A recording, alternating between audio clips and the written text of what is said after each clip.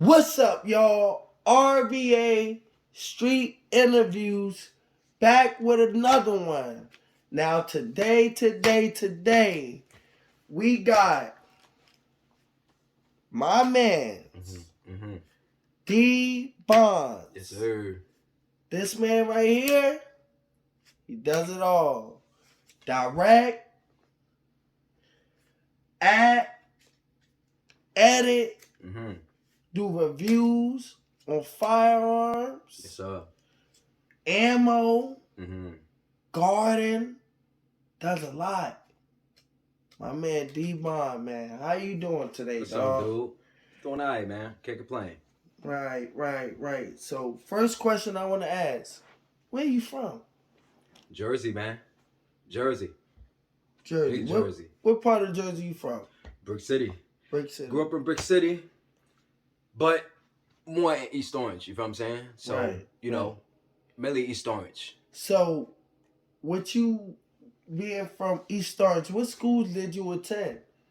Like elementary, middle, high school. Yeah, start from what you remember. Far as elementary. I could definitely tell you. If anybody in Jersey, man, shout out to Jersey. Like, you feel me? The school, I forgot what the school is called now, but it was called Dr. John Howard. That's the elementary school I went to. And Dr. John Howard, and then I went to Hart Middle. I went to campus. Now, hold on. Before you get to the campus, it's 3 parts of Hart Middle. A building, B building, C building, and C building. Which building? I was an A-head all day. A-head all day. Man, that's right. I said it straight. A-head. I don't care about nobody talking about. And you know we used to go down in that tunnel, boy. Yeah. I know what I'm talking about. Yes. So how is... All right, hold up. So you went... It was Dr. John Howard, which is elementary school. Middle school went to A building, which is what? John L. Costley. John L. Costley. All right. After that, where you go after that? Went to Campus 9. Campus 9. Yep, Campus 9. No, that's not a high school where it's just like 9th, 10th, 11th, 12th. Like, how was that? Campus 9 is just for 9th graders. So it's Campus 9 and Campus High? Like it's still a high school. You know what I'm saying? Like, it's still a high school, but it's just like straight for like 9th graders. That's like coming like, you know, out of middle school. You know what I'm saying? It's like junior varsity, and then, you know what I mean? Right. So it's like, even though you're still in middle school, you feel me? You get where I'm going. That's what that's like. So they can see if you're going to go to the next level or, you know what I mean? Right. So, yeah. Right. So I got to ask you, how was your experience in the streets? Like, how was your upbringing? Like, and my upbringing, man, I ain't gonna lie, like it was pretty decent. Like a lot of parties, a lot of fights. You know what I'm saying? You know, it's different now. How it was back in the day. Like Jersey was really fun. Like it wasn't as much as shooting as it was. You know what I mean? As it is today. But it was gangs and stuff. A whole bunch. Right. A whole bunch. Right. So you went to elementary school there, middle school there, and 9th grade. Before that, though, let's not forget, I went to Job Corps at the age of 16. Oh, wow. You went to Job Corps. Yeah, I went to Job Corps at the age of 16. How was that experience? I ain't gonna lie. Like, hey, listen. Shout out to the Calicoon Gone, 3rd block. They know what I'm talking about. But, man, listen, I think that was, like, probably one of the best decisions that my mother made for me. Going to Job Corps at the age of 16, because that's when I really started learning stuff. Like my mother, she started teaching me my Social Security, how to fill out, you know, my job applications and all that stuff, like preparing me for the world. But my dad always had a work ethic, you know what I'm saying? So that's where that comes in, like, you know what I mean? Me doing electronics, building and all that stuff, you know what I mean? I get that from my dad, but when it comes to like handling business and stuff like that, paperwork, I get that from my mother, you know what I'm saying? So after that, you came down to Virginia. Give me the ending part of what it was like when you left Jersey. Like the ending part, like right before you got. So I don't know. I want to get your point of view. Like, what was it like? I already know what it was like when we was there. But I want to get your point of view because I know it was a lot of stuff still going on. Oh yeah, for sure. At that time, so elaborate. Well, I know before I left, I got hit by a car. Wow. Yeah, I got hit by a car. Shout out to my boy Jermaine, man. Jermaine, he was actually there, man. I got hit like 25 feet in the air, man. I could have actually died. Wow. You know what I'm saying? So by the grace of the Most High, you know what I'm saying? I'm still here today to even tell the story. You know what I mean? But I got hit by a car, and then, you know, I kept getting into fights and stuff like that. And, you know, I ain't want to do that no more. You know what I'm saying? I was like, it's time for a change. So I was like, yo, I'm about to pack it up. So that was your sole reason for wanting to pretty much do better. Yeah, I mean, it's more to life than just the streets. Either mature or, you know, you're gonna stay in the same spot, you know?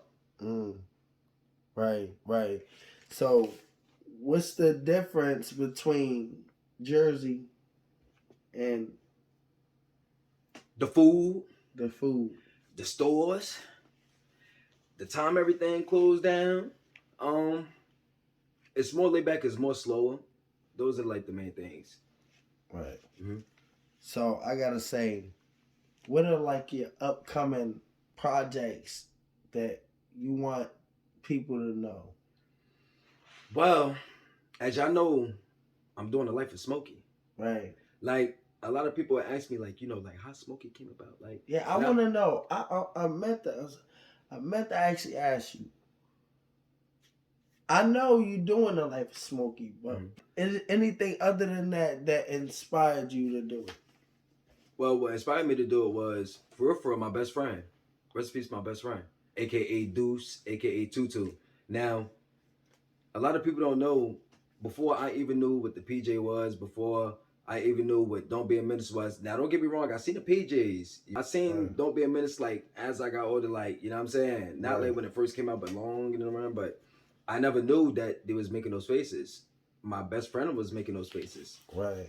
You feel me? So that's what like made me start doing it. He'd be, you know what I mean, making those crazy faces. And that's what made me do it. Cause I know you into firearms and stuff, and I know you said part of the pandemic was part reason why you are into firearms. But was it anyone specific, any influencers, any movie actors, or actresses, or anyone that inspired you? Yeah, oh yeah, for sure, most def.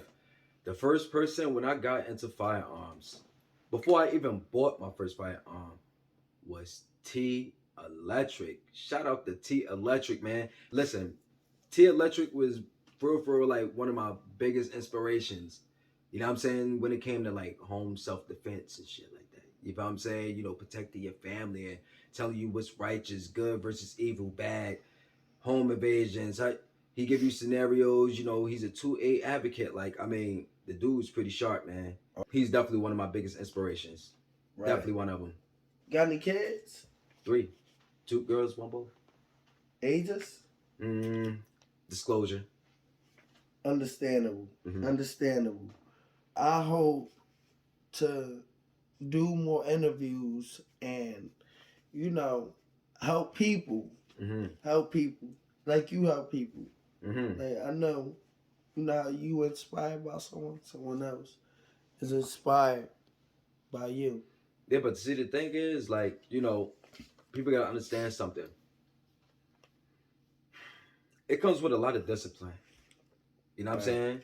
It's like the stuff that people like to do now, like party, drinking, smoking, and I don't like doing none of that. You know what I'm saying? Because I did so much of it when I was younger. You know what I'm saying? Right. It was like I wasted my young time doing the adult thing. So when I actually turned adult, it didn't feel any different.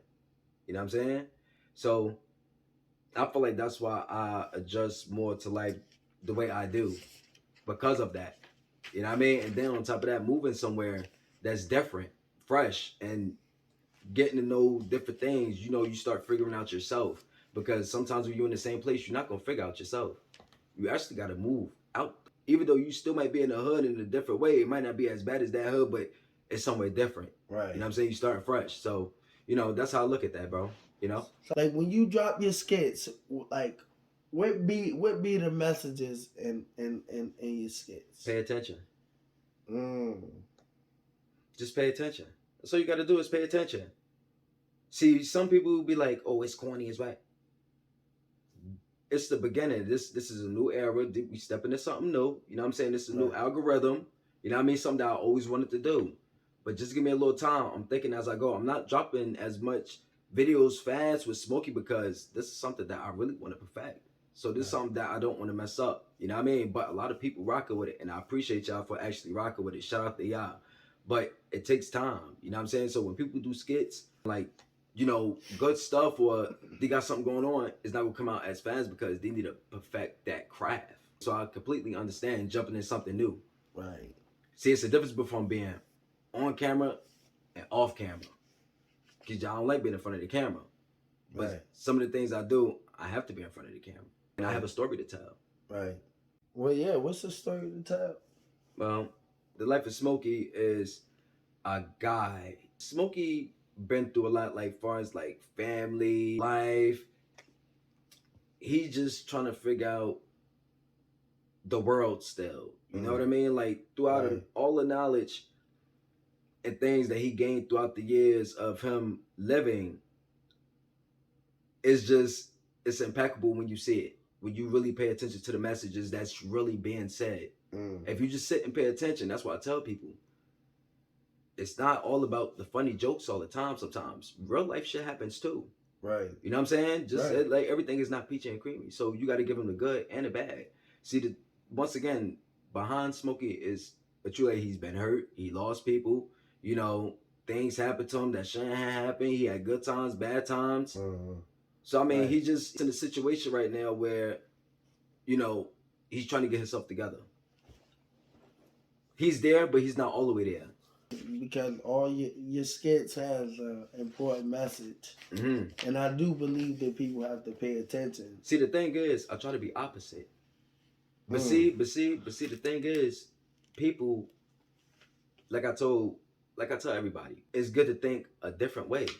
Right. You know what I'm saying? Because if everybody's looking this way, then who's looking this way?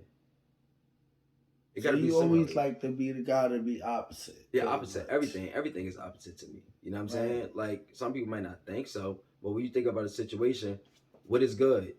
What's the opposite? Evil.